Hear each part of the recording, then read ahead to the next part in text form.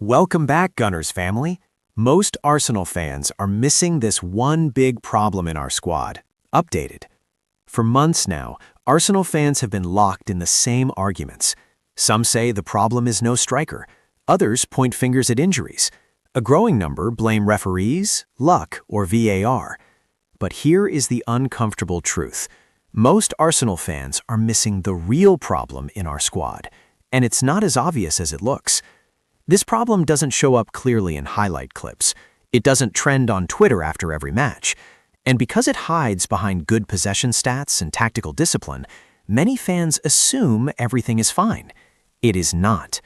This issue is quietly limiting Arsenal, stopping us from taking the final step from title challengers to title winners. Let's break it down properly. The illusion: why Arsenal look complete on paper. On paper, Arsenal look like one of the most balanced squads in Europe. Strong defense, control in midfield, wide players who can score, tactical discipline, one of the best managers in the league.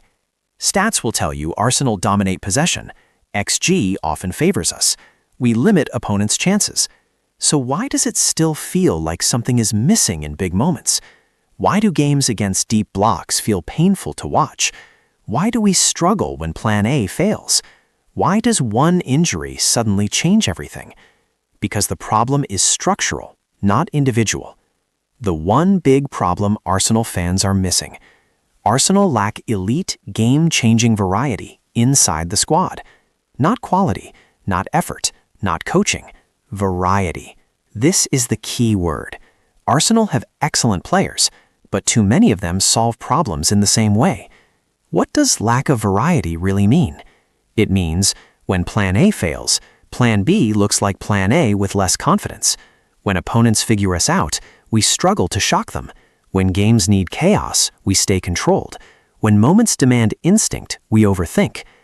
Arsenal are brilliant at control football, but football titles are not won by control alone. They are won by chaos moments, individual unpredictability, tactical contrast, emotional momentum.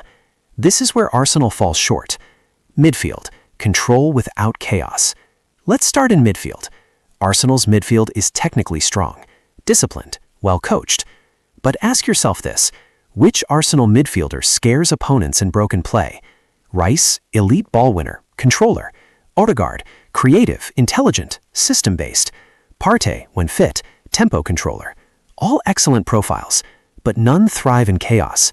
Compare this to De Bruyne bursting into space, Bellingham arriving late, Gundogan ghosting into the box, Bruno Fernandes attempting the unexpected. Arsenal midfielders manage games, but they rarely explode games. And when matches become messy, Arsenal look uncomfortable. Attack: too predictable, too polite. This is where fans scream, "We need a striker." But the striker debate is only half the story. Yes, Arsenal need more goals, but goals don't only come from strikers. They come from patterns breaking. Arsenal's attack often looks like this: wide overload, cutback, extra pass, shot under pressure. Opponents know this. They prepare for it. And when it doesn't work, Arsenal don't suddenly become unpredictable. They become patient, sometimes too patient. The missing profile: the chaos creator. Arsenal lack a consistent chaos creator, a player who attempts low-percentage actions, takes selfish shots, forces rebounds, makes defenders panic, doesn't care about aesthetics. This isn't about being reckless. It's about forcing moments. Manchester City have several. Liverpool had Salah and Mane. Madrid always have them. Arsenal? We rely heavily on system execution. Why injuries expose this problem so badly? Every time Arsenal get injuries, the entire balance feels fragile. Why? Because when one specific role disappears, there is no alternative style to fall back on. If Odegaard struggles, creativity drops massively. If Saka is double-marked, right side stalls. If Rice is overloaded, midfield control collapses. This shows a squad built for one dominant method, not multiple. Arteta's philosophy: strength and weakness. Mikel Arteta deserves massive credit. He transformed Arsenal from chaos into structure, from softness into discipline, from inconsistency into challengers. But here's the truth fans avoid: Arteta prioritizes control over spontaneity. This works 80% of the time, but title races are decided in the remaining 20%. Those moments require risk, personality, individual audacity, and Arteta's Arsenal sometimes suppress that. Why big games feel close but not enough. Think about Arsenal versus top rivals. We often start well, control possession, create half chances, miss key moments. Then one mistake, one counter, one lapse, and suddenly the game flips. Why? Because we don't kill games with emotional dominance. We dominate tactically, not psychologically. Squad building, similar profiles everywhere. Look closely at Arsenal's squad. Many players are technically neat, press-resistant, intelligent, coachable. But few are wild, irrational, emotion-driven, impossible to predict. Elite teams carry both. Arsenal lean too far to one side. Why fans don't see this problem? Because stats look good, league position is strong, performances aren't terrible, progress is obvious, so criticism feels unfair. But progress doesn't equal completion. This is why a striker alone won't fix everything. Even if Arsenal sign a top striker tomorrow, if the system stays the same, if chance creation stays predictable, if risk remains controlled, the ceiling improves, but the problem remains. Goals dry up in the same matches. Big moments still feel tight. Margins still decide outcomes. What Arsenal actually need? Arsenal need contrast, not just quality. That means one attacker who plays outside the system, one midfielder who thrives in chaos, one option who changes tempo instantly, not to replace the current core, but to complete it. The psychological side fans ignore. Opponents are no longer afraid of Arsenal's unpredictability. They respect Arsenal. That's different. Fear comes from not knowing what's coming next. Arsenal are readable, even when excellent. Why this matters right now? Updated. As the season progresses, opponents adapt, pressure increases, margins shrink. Games are decided by second balls, rebounds, loose moments, nerves. This is where Arsenal need players who embrace disorder. The hard truth. Arsenal are closer than ever, but closeness is dangerous because it hides the final weakness. And the final weakness is not talent, it's variety of personality and approach. Final message to Arsenal fans. This is not negativity. This is not Arteta out nonsense. This is not panic. This is recognition. Recognition that elite teams are multidimensional. And until Arsenal add chaos to control, instinct to structure, and unpredictability to discipline, we will always be almost there. Explained properly, the Arsenal issue most fans still don't fully understand. Updated. Arsenal are not failing. Arsenal are not declining. Arsenal are not bottlers. Yet Arsenal are still not winning what they should be winning. That contradiction is where the real issue lives, and it's why so many debates around this club go in circles. Every week, Arsenal dominate possession. Every week, Arsenal creates chances. Every week, Arsenal look like a top team. And yet when the season ends, something is missing. This article explains that problem properly, without emotion, agenda, or surface level blame. Why this issue is so hard to see. The hardest problems to fix are the ones hidden by success. Arsenal are consistently in the top 4, competitive against elite teams, statistically strong across most metrics, clearly well coached. That makes criticism feel uncomfortable. Fans feel like, if we criticize, we're being ungrateful.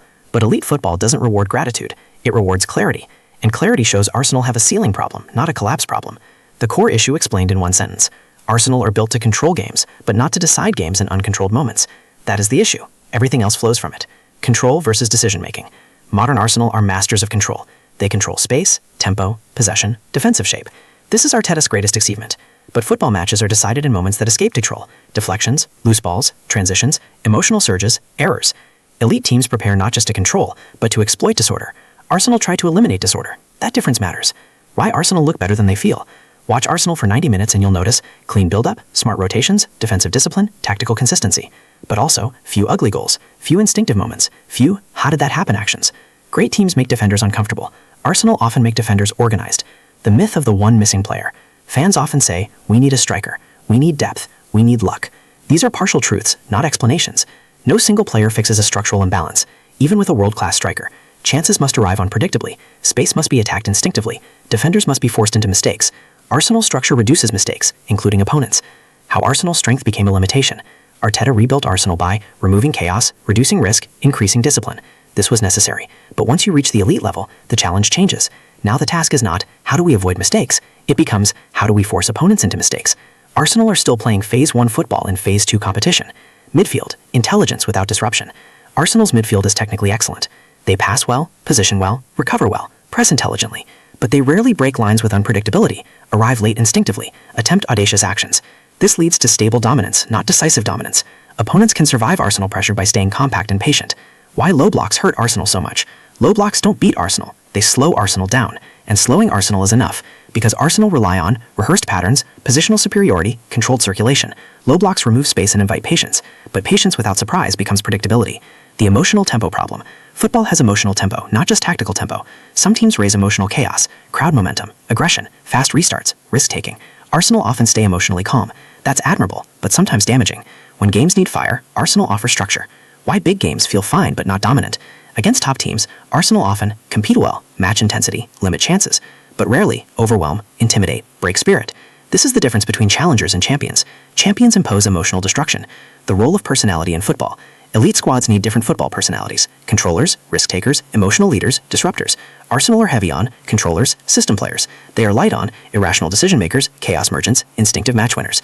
This balance matters more than fans admit. Why injuries hurt Arsenal more than others? When Arsenal lose key players, the system weakens sharply. Alternatives feel similar but worse. Tactical flexibility drops. That means the squad lacks functional diversity. Elite squads survive injuries by changing style. Arsenal try to maintain style, even when conditions change. The false comfort of, we're still young.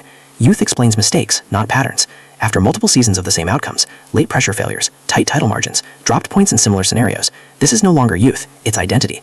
Why Arsenal don't win ugly enough? Ugly wins matter.